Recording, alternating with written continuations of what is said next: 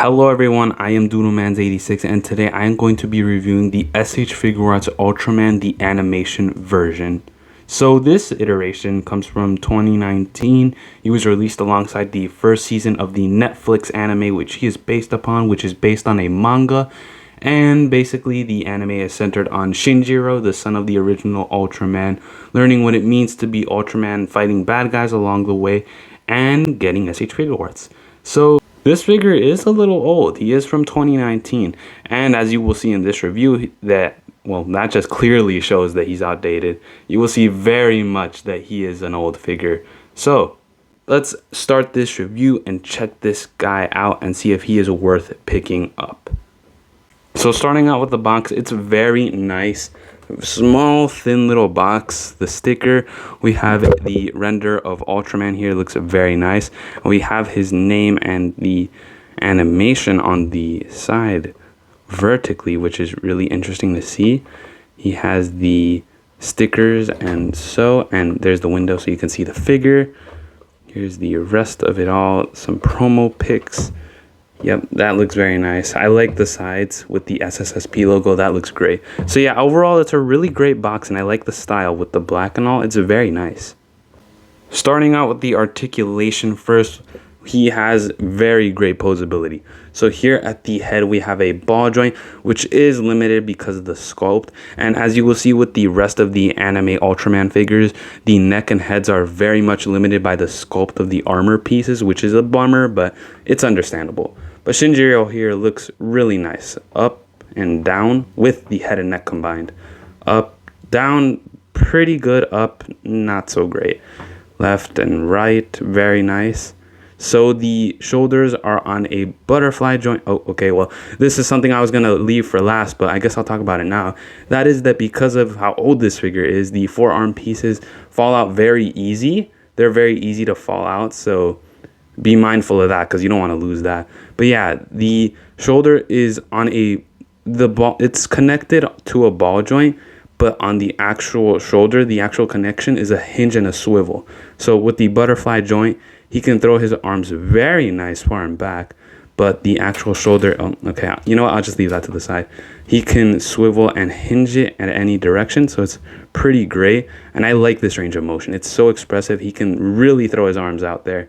Forward a lot, back not so much. Double hinge elbows, pretty great. The wrists are on a swivel hinge combo, which is always great to see. And the chest is on a ball joint, which moves pretty great. It's pretty expressive. I love it. It's pretty nice. I like it. And here in the midsection, these little pieces right here, or well, not little, but you see the front segments do kind of go up and down a little bit. I don't know if you can see that, but they do slightly move. And the waist is on a ball joint. Very nice. And he can look down pretty far. It's not bad at all. Up, Oh, and this piece, I believe, can fall out, so be careful about that. The hips are on a ball joint, and they can drop down, which is great to see. Beautiful spread. I mean, just look at that. That is magnificent. That is glorious. Thigh swivel. The knee pad is connected to the top hinge, and it can hinge itself to go up and down. The front piece here is on a hinge as well. Goes up and down. Back piece slightly moves, as you can see. And then the ankle is on the swivel hinge. So yeah, that's very nice. And he has a pivot and a toe hinge. So overall, really great articulation. You can get some really fun poses out of him. I do wish those forearm pieces would stay on, but overall, he's very expressive, and he's easily one of my favorite movable action figures. He's just so flexible. I love it. Great articulation. Now we move on to the sculpt and paint.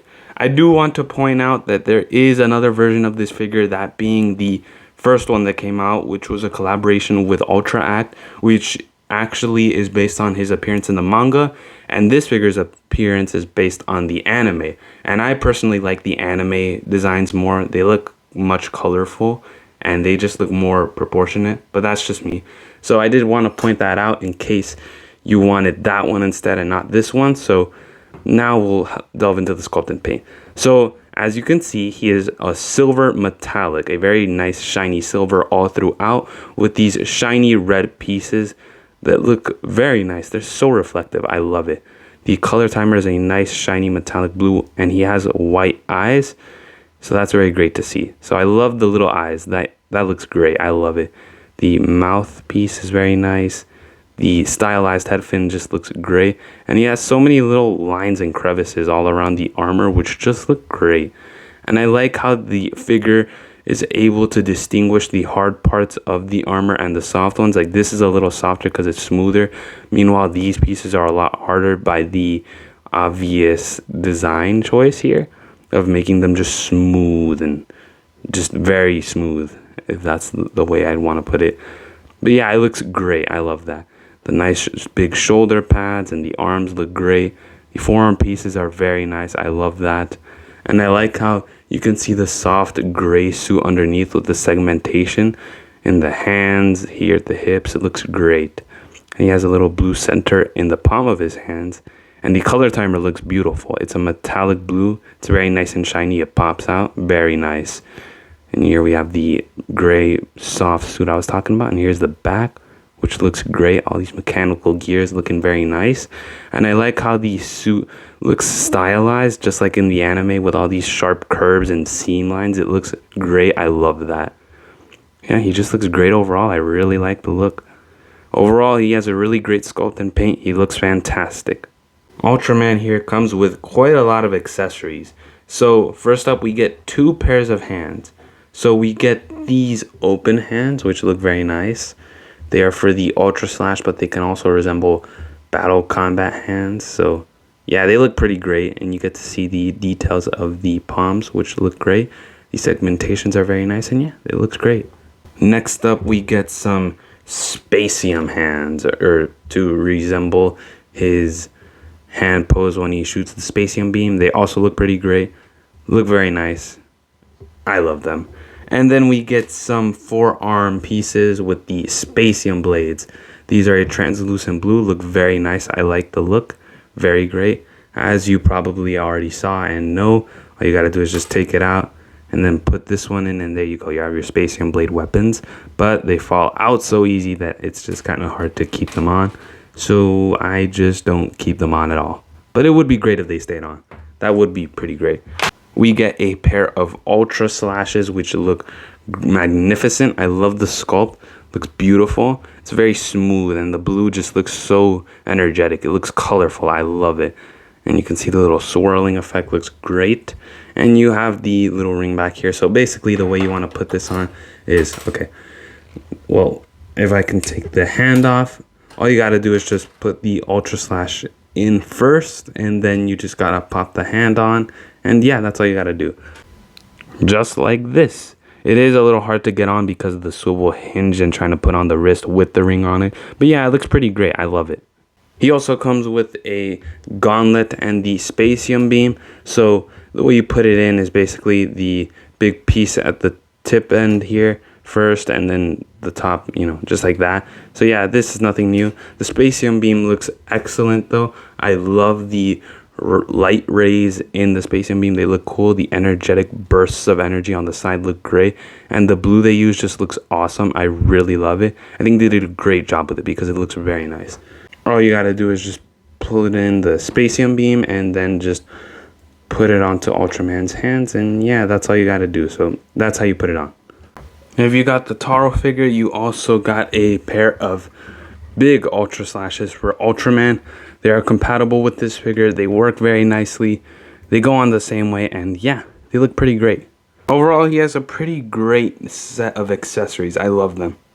Originally, he went for $70 MSRP, but I got mine for $80 on Amazon. I believe he is available on there. If not, he is on eBay. He is about 6 inches tall, which is pretty big, and pretty big for a Figuart, as you will see in just a moment. So here he is next to the other anime Ultraman, looking pretty great next to each other. You can get the whole team, which is very nice. I like this. They look great next to each other.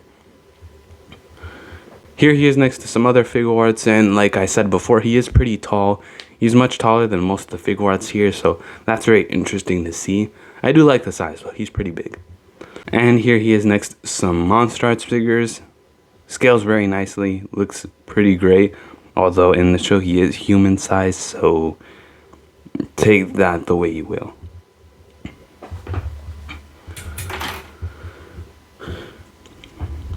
With the review over, I must say it is a fantastic figure.